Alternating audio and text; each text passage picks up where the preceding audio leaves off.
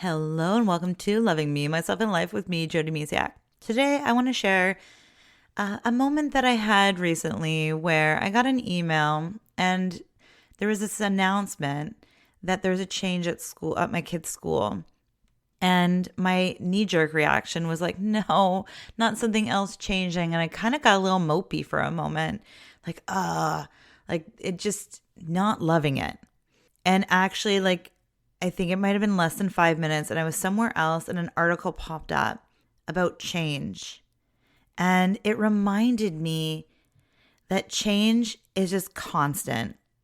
That is just, it's nothing like the only thing in life that is predictable, that is constant in our life is change, right? And it was so funny.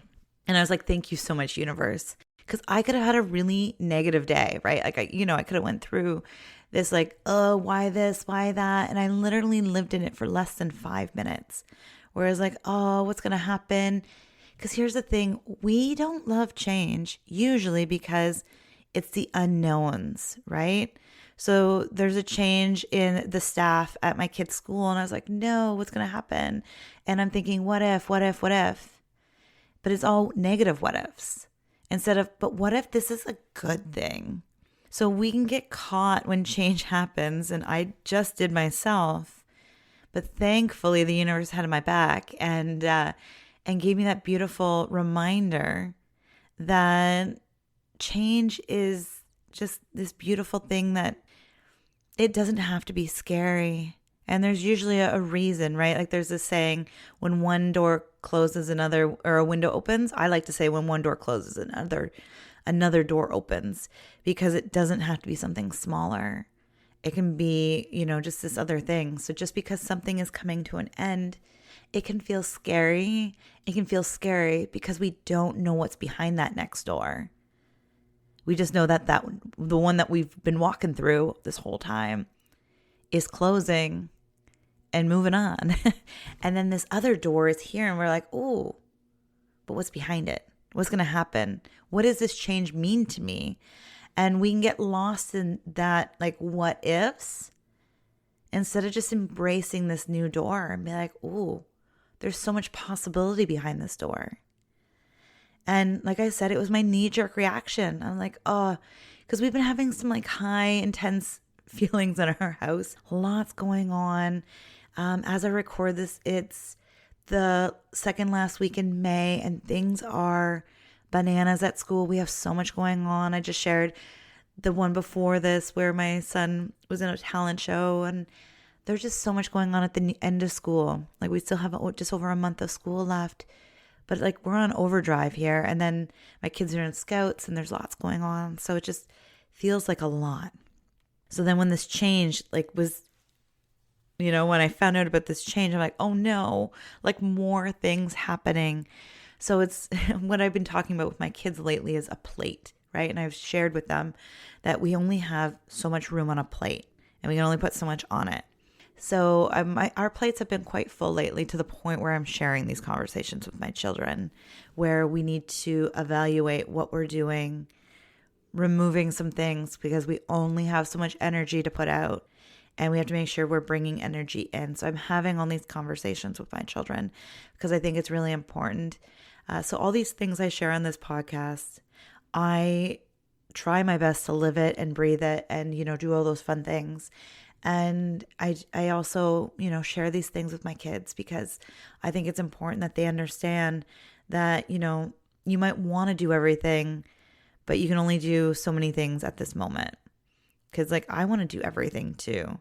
And even in my own business, I've had to step back and be, okay, how much energy do I have to put out? And what does that mean? Like how many, what can I put out in that, with that energy? Because I'm that type of person. It's like, I want to do it all. I want to do everything.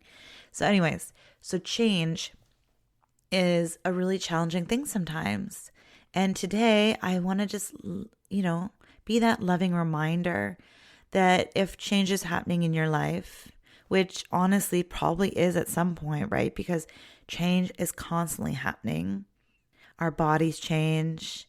We change as we grow and learn different things about ourselves. everything's constantly changing. The seasons are changing. Trees are changing. Like everything's changing and growing. I think about our garden, our veggie garden, or even our flowers. They come up and they change. Like we have a wisteria, and the wisteria is in full bloom right now. And then in a couple weeks, it will be over and it'll just be greenery. And every stage is beautiful, but it is constantly changing. So it's about embracing those moments of change instead of running away from them. And it can feel scary because, like I said, we don't know what's on that other side of the door. And honestly, when this change I was actually thinking about my kids and other people I know that would be affected by this change. So here I am taking on their emotions. Yet the funny thing is that might not be their emotions, right? I just leaped to conclusions. I was like, oh no, but what about this? Or what about that? And when I brought it up to my kids, they were a little sad, but they were more neutral than anything. Like they were just like, okay, well, that's happening. And they're actually embracing this change. So something that I thought was like going to be a devastating news wasn't that bad. So, and I'm glad I was able to center myself before that conversation, because I could have brought my fear, my sadness, my disappointments to that conversation when I shared the news with them. And then they could have fed off of that. But instead, I was like, right, change can be a good thing. And I really came with that in mind. So today, again, this is just me reminding you, like, if change is happening and it feels scary, feel that. Like, that's the other thing. Don't run from your emotions, because that won't help either. But it's just being mindful, because I was very mindful. I'm like, ooh, like it almost felt like somebody punched me in the gut. And I'm like, oh. But I was like, why am I feeling this? It's because I was feeling it for other people. And I was worried about the what would the future look like. And the thing is, no one knows what the future is going to look like. So I had to allow myself to feel that.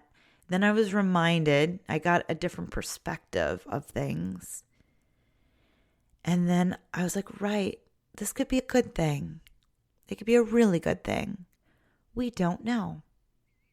So it went from like this crazy knee-jerk reaction, because like, oh no, something's changing, and to this like, right, it's okay. It is okay. Everything is okay.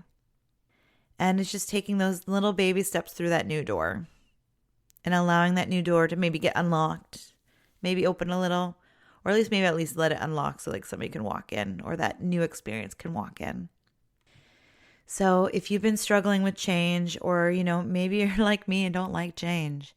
I think a lot of us don't like change, but it's the perspective of things. So this article was about, I don't think I saved it, so I don't have the link or anything to it, but it was about how Buddhists and like the religion of Buddhism looks at change differently. And it was this whole article about just how they perceive change differently. And like I said, it was this beautiful moment where I was really feeling some things, but I allowed myself to feel it. And then I was guided to this new perspective, AKA this article. And I was like, right. So sometimes we just need to slow it down, be with those feelings. Why are we feeling them? Why are we fearing these feelings or this change? Like, what's coming up? Why is this? Because a lot of the time it's fear of the unknown. But why? Why are we fearing it? Or why are we worried? What's coming up? What feelings are coming up? And just be with that. There is no shame, no guilt, no nothing around feeling something when change happens. It can be angry and frustrating. It can be scary. And it's leaning into those feelings, asking yourself why you're feeling them, like what's going on. And then you can ask yourself the other side, like, what would happen if that door closes and this new one, well, you might not even have an option of closing that one door though. But what does happen if you embrace that new door and you just unlock it and maybe open it a little? What would happen? And just trying to give yourself a different perspective. It's like this change could be a good thing. And then the other thing is some changes can be really downright not fun at the beginning, and feel those feelings. Relationships, job loss, those things can feel very painful. And it's sitting with that for a minute or maybe a couple more than a minute, like a week, a month, and just take that in, because it is an ending, right? It's to celebrate what was, and then to, let that go after and celebrate what could be or what's going to be. And it's allowing yourself to feel that, because my change is like, okay, it was a little something, staff changing at the school. And I was just like, oh no, it's a family and the family's getting broken up. So anyways, so I had these feelings, but some changes can be big and they can be really hard to let go of. So allow yourself to be there. And just remember that there is another door and it's waiting for you when you're ready. You just need to open it. So it's being wherever you are. And it's okay to feel these things. And I want to share that with you. And that's why I wanted to share how I was in a dark place for no more than 5 minutes. It might have been like a few minutes. And I was like, no. And I was like going down this like negative road. And then I was like, right. And thankfully, the universe just kind of snuck in a little article literally right when I needed it. It was like I read the email and then I found the article. Like it was very, very like intertwined. I was like, oh, thank goodness. Like I didn't need to live there long. I could have thrown myself a really big pity party. Like, why is this happening to me? And like go on and on about like me, right? Like I could have got lost in my feelings, my thoughts for my children and other people and how they were going to react to the news. And instead, I just switched perspectives. But again, I want to emphasize that all change is different. And sometimes you need to be there and allow those feelings to happen. Because I've spent so many years pushing my feelings down, not allowing them to be felt, that they've really affected me in different areas. And so now when something comes up, instead of pushing it down, I ask myself, why? Why am I feeling this way? What's going on? What do I need? And maybe it's a big hug. Maybe it's that I just need to feel those feelings. And like I said, in this case, thankfully, it was not really anything too negative for me. Like it was just like, right, change can be good. But my knee-jerk reaction is change is scary because I don't know what's going to happen next. I don't know what's around the corner. So allow yourself to have the feelings. Ask yourself, why are you feeling this? And it's like, what can you do to let go of those feelings and allow that change to flow through your life? Because I find when we fight change, like really, like, now obviously there's some times where you want to stand up, but there's some things like this instance where it's a staff member where like there's nothing, it's all out of my hands. I have zero control over it. And I could have fought the air or fought my own self with my emotions. And I wouldn't have got myself anywhere but feeling more negative. So sometimes it's like, hey, why am I fighting this? Why am I fighting this change? Then there's other times where you do want to stand up for yourself. But in my instance, like I said, I had to ask myself, why? Why am I being resistant to this change? And that's really what it comes down to. What are you resisting? Why does this change feel so hard? And like I said, there's so many different reasons that things could be changing. But for some things, that are out of our control, actually a lot of the change is out of our control. But not all. We can change our own lives too. And that also can be scary. When I made the decision to move across the country, that change was very, very scary. And I won't get into it too much because I've shared a lot on different episodes before. But change, even if you are at the wheel of this change, it can be scary.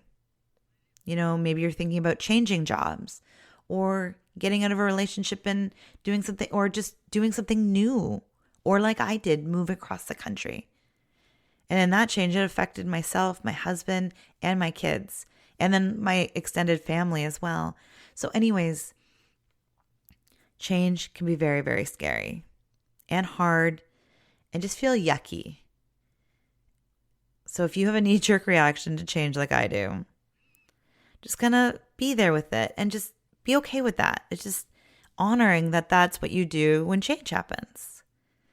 And then honor where you're feeling. Feel it for reals. Let it be there. And then see if you can move through that.